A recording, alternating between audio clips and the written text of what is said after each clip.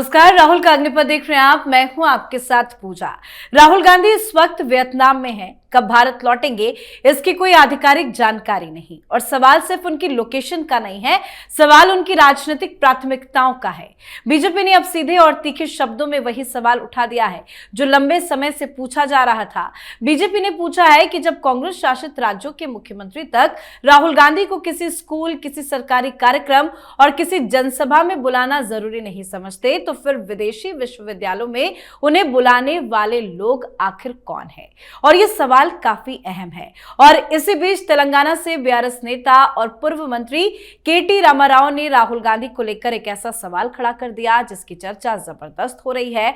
दरअसल केटीआर ने अपने बयान में कहा कि राहुल गांधी ने 2 लाख नौकरियों का वादा किया था और पूरा नहीं किया। अगर हर अधूरे वादे पर सजा हो तो कांग्रेस को सैकड़ों बार कटघरे में खड़ा होना पड़े। बयान में केटीआर ने कहा कि राहुल गांधी चौराहे पर फांसी दे देना चाहिए, क्योंकि उन्होंने 2 लाख नौकरियों का वादा किया और पूरा नहीं किया। अब इस बयान की भाषा भले ही विवादास्पद हो, लेकिन सवाल वही पुराना है कि वादे क्यों किए जाते हैं जब उन्हें निभाने की नीयत नहीं होती। साथ ही देश में कांग्रेस बिखराव, भ्रम और बवाल से जूझ रही है। जी राम जी पर कांग्रेस के विरोध प्रदर्शन की तारीख बढ़ती ही जा रही है, तो वही कांग्रेस ने प्रियंका गांधी वाड्रा को असम के लिए बनाई गई स्क्रीनिंग कमेटी की अध्यक्षता सौंपी है। तो क्या राहुल गांधी को साइडलाइन किया जा रहा है? तो क्या कुछ चल रहा है कांग्रेस में? आज इन्हीं तमाम मुद्दों पर चर्चा करेंगे। मेरे साथ स्टूडियो में मौजूद हैं कैपिटल टीवी के एग्जीक्यूटिव एडिटर राजीव जी। सर, आपका बहुत बहुत स्वागत है। कहाँ है राहुल गांधी? कोई अता पता नहीं मिल रहा है। देखिए, राहुल गांधी वही है जहां पर 2-3 दिन पहले से थे जी। और ये भारतीय जनता पार्टी सवाल उठाती है,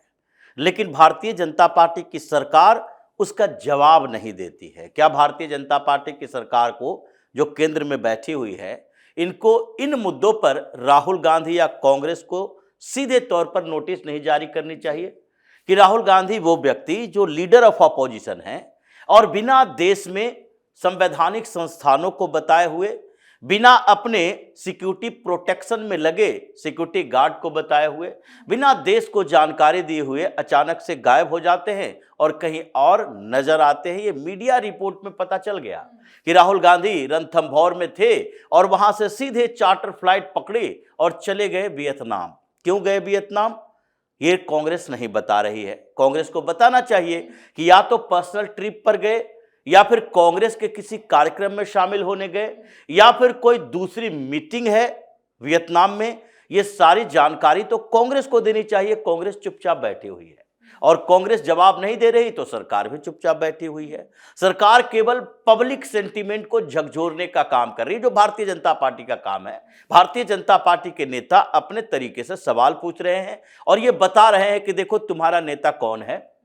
ये जो लीडर ऑफ अपोजिशन है, जो पीएम इन वेटिंग अपने आप को कहता है, वो नेता ऐसा है जो हर 2 महीने 3 महीने पर विदेश जाता रहता है और इस बीच तो हद ही कर दी, विदेश से वापस आया, फिर कुछ दिन के अंदर विदेश चला गया। और कांग्रेस उसके इशारों पर ऐसे काम करती है कि बड़े बड़े प्रोग्राम जो कांग्रेस ने बनाए हैं उसका शेड्यूलिंग, रीशेड्यूलिंग हो जाती है, क्योंकि राहुल गांधी नहीं है।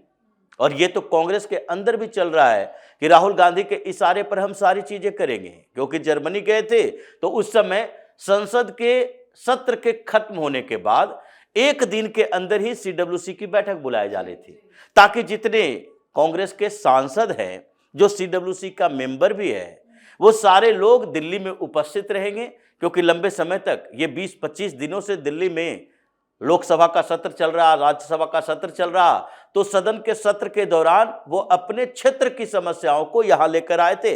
अपने क्षेत्र में जाकर दौरा करेंगे, कुछ कुछ क्षेत्रों में अपने अपने काम पे लग जाएंगे। इसलिए सीडब्ल्यूसी की बैठक ही होनी चाहिए, लेकिन राहुल गांधी ने कहा अभी नहीं, 27 तारीख को एक्सटेंड करके कर दिया गया। उसके बाद सीडब्ल्यूसी बैठक में फैसला हुआ कि नहीं, 5 जनवरी से जी राम जी बिल पर प्रोटेस्ट होगा। बिल्कुल, हाँ। अब 5 जनवरी की बात चल रही थी। इस बीच राहुल गांधी, मल्लिकार्जुन खड़गे, सोनिया गांधी के वो आंध्र प्रदेश जाने की चर्चा हुई कि वहीं से डॉक्टर मनमोहन सिंह ने वहां जाकर उद्घाटन किया था मनरेगा बिल का और शुरुआत की थी वहां से। तो वहीं से जाकर हम प्रोटेस्ट की शुरुआत करेंगे। अब राहुल गांधी है ही नहीं तो प्रोटेस्ट की शुरुआत कैसे करोगे? फिर आना पड़ा ये जयराम रमेश को, केसी वेणुगोपाल को कि नहीं 5 तारीख को नहीं, अभी बड़ी सर्दी है और इस बीच राहुल गांधी कहीं गए हुए हैं, तो फिर हमारा नेता नहीं रहेगा, गायब रहेगा, तो कैसे प्रोटेस्ट करेंगे? 10 तारीख को कर दिया मतलब गया। 10 तारीख तक राहुल गांधी नहीं लौटेंगे क्या भारत? ये लगता तो यही है कि 10 तारीख के आसपास लौटेंगे और सीधे प्रकट होंगे प्रोटेस्ट करने के लिए। जी। हो सकता है कि 10 तारीख के बाद फिर से एक्सटेंड कर दिया जाए अगर राहुल गांधी अनुपस्थित रहे तो, क्योंकि अभी आफत तो इनके दोस्तों के ऊपर भी आ रही है। ये जो सीधे ड्रग कार्टेल के खिलाफ ट्रंप का अभियान, और भारत में प्रधानमंत्री मोदी पिछले दिनों जब समिट में गए थे तो कहते कैसे नार्को टेररिज्म पूरी दुनिया को तबाह कर रहा है, क्योंकि उसी से टेररिस्टों को पैसा मिलता है, फंड मिलता है, और उसी के माध्यम से ये लोग अलग अलग देशों में अराजकता का माहौल क्रिएट करते हैं। इनका सोरोस भी तो उसी नेटवर्क का हिस्सा है, उसने बड़े पैसे कमाए। कोलंबिया पिछले दिनों भी राहुल गांधी गए थे, कोलंबिया का भी नंबर आने वाला है। तो ये सारी परिस्थितियां जो बदल रही है पूरी दुनिया में, राहुल गांधी को लग रहा है कि कहीं से कोई ऐसा आधार आ जाए और जिसमें राहुल गांधी का नाम आ जाएगा तो फिर तो उनके राजनीतिक कैरियर खत्म। इसलिए अभी बड़ी कॉन्स्पिरेसी चल रही है राहुल गांधी इनके इर्द गिर्द के लोगों के बीच।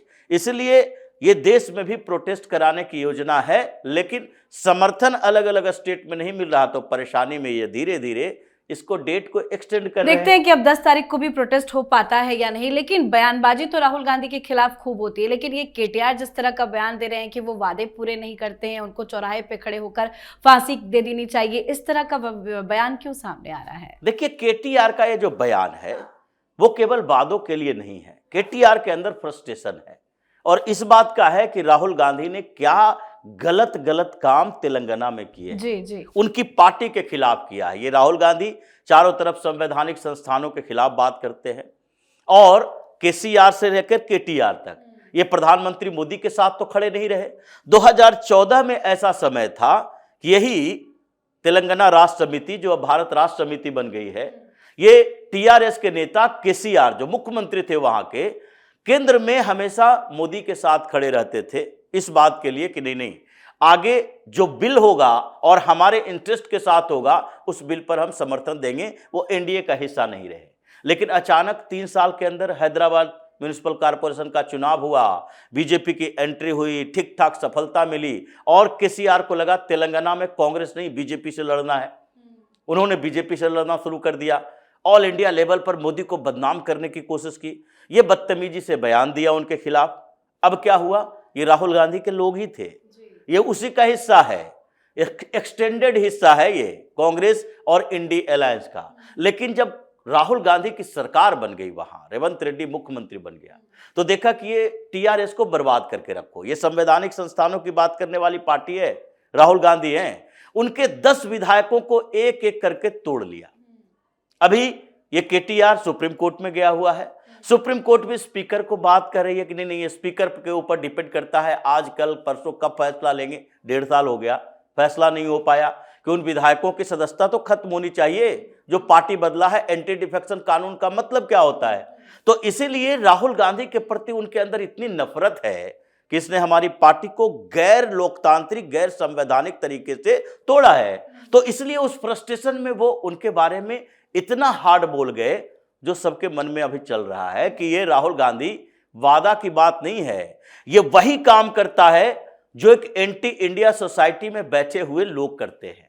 इसलिए ये सारा गैर संवैधानिक काम करेगा, करप्शन में लिप्त रहेगा, ये सारे वैसी बातें करेगा जिससे भारत को नुकसान हो, इसके खिलाफ केस चलेगा।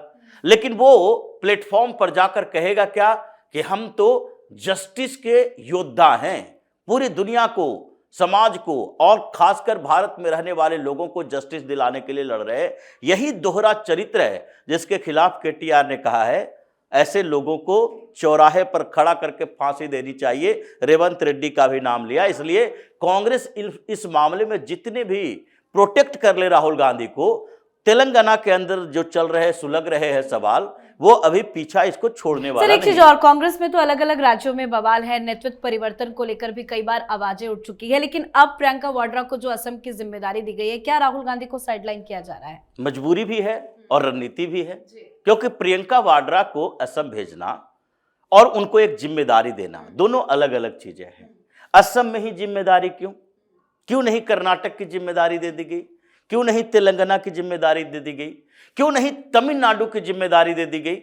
या केरल की जिम्मेदारी? केरल से वो सांसद है, अभी वायनाड से सांसद है।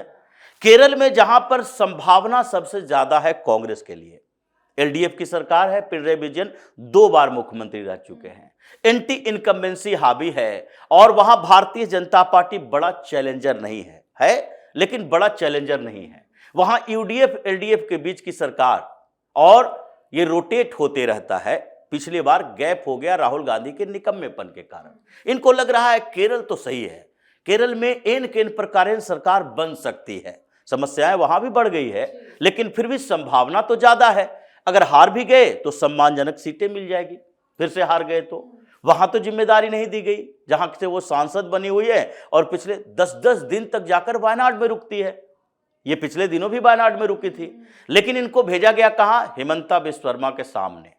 अब ये रणनीति है, वो तो मजबूरी थी, कोई पद देना पड़ेगा अभी के सरकारों में, अभी जहां चुनाव होना है, लेकिन ये मजबूरी में रणनीति बनाए लोगों ने कहां भेजा जाए। ममता बनर्जी के खिलाफ भेजेंगे, कोई फर्क नहीं पड़ेगा, कांग्रेस ऐसे ही बेकार है। असम में भेजते हैं जहां पर हेमंता बिस्वा शर्मा की सरकार है और वो कुछ मुद्दों पर हार्डकोर स्टैंड लेते हैं जी। भारत जोड़ो न्याय यात्रा कर रहे थे, राहुल गांधी पर भी एफआईआर है, वहां के असम कांग्रेस के चीफ पर भी एफआईआर है। सबको बुलाया जा रहा है, चलो भाई। राहुल गांधी को लगता है, डर तो लगता है इनको हेमंत बिस्वा शर्मा से, क्योंकि वो सीधे तौर पर बात करते हैं। जब उनसे पूछा जाता है कि देखो भाई, केंद्र सरकार तो सबका साथ सबका विकास की बात करती है, आप तो यहां कहते हैं मियां लोगों का वोट नहीं चाहिए, उसको हम काम नहीं करेंगे।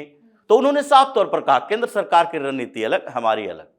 तो इसलिए डर इनके अंदर होता है और ये पता है कि बदरुद्दीन अजमल की पार्टी, कांग्रेस और कांग्रेस का गठबंधन, जो 2 दिन से हंगामा चल रहा है कांग्रेस के गठबंधन में, जिसमें अखिल गोगोई जैसे लोगों की पार्टी है, ये सारे में गठबंधन की समस्या अलग, सुलझाना उसको भी है। और अकेले दम पर हेमंत बिस्वा शर्मा 50% से ज्यादा सीटों पर दावेदारी, वो सीधे तौर पर कहते हैं। कॉन्टेक्स्ट कहां है, कंपटीशन कहां है, दोनों के बीच प्रतिद्वंदता कहां है? केवल मुस्लिम बहुल सीटें, 40 से 45 सीटें, जिसमें कि हमें मेहनत करनी पड़ेगी, नहीं तो और मेहनत की जरूरत नहीं है, ऐसे ही हम जीत जाएंगे। अब प्रियंका वाड्रा को वहां भेजेंगे। अभी तक तो राहुल गांधी के बारे में कहा जाता है 98 चुनाव, 99 चुनाव, अब सैकड़े 100 चुनाव हारेंगे। अब इनको दिखाना है कि देखो हमने जिम्मेदारी तो दी, लेकिन एक प्रदेश की जिम्मेदारी प्रियंका वाड्रा ने निभा पाई, तो अभी जो चल रहा है उसे चलने दो। प्रियंका वाड्रा वहां से हार कर, और बुरी तरीके से हार कर जब आएगी तो वो भी, उनको भी लगेगा अब किस बात के लिए डिमांड करें। तो स्थितियां ये है कि राहुल गांधी को मजबूरी में प्रियंका वाड्रा को देना तो पड़ रहा है, लेकिन अभी भी एक वर्ग है राहुल गांधी के सपोर्ट में जो कॉन्स्पिरेसी प्रियंका के खिलाफ कर रहा है, और इसी के कारण कांग्रेस में अलग अलग क्षेत्रों में विद्रोह चल रहा है कि कब विस्फोट बढ़ जाए पता नहीं। जी, बहुत बहुत धन्यवाद सर समझाने के लिए। धन्यवाद। तो राहुल गांधी वियतनाम में हैं, कब भारत लौटेंगे इसकी भी कोई खबर नहीं है। कांग्रेस की हालत देखिए, कांग्रेस के अलग अलग राज्यों में बवाल है। जी राम जी बिल पर कांग्रेस के प्रदर्शन की तारीख आगे बढ़ती जा रही है।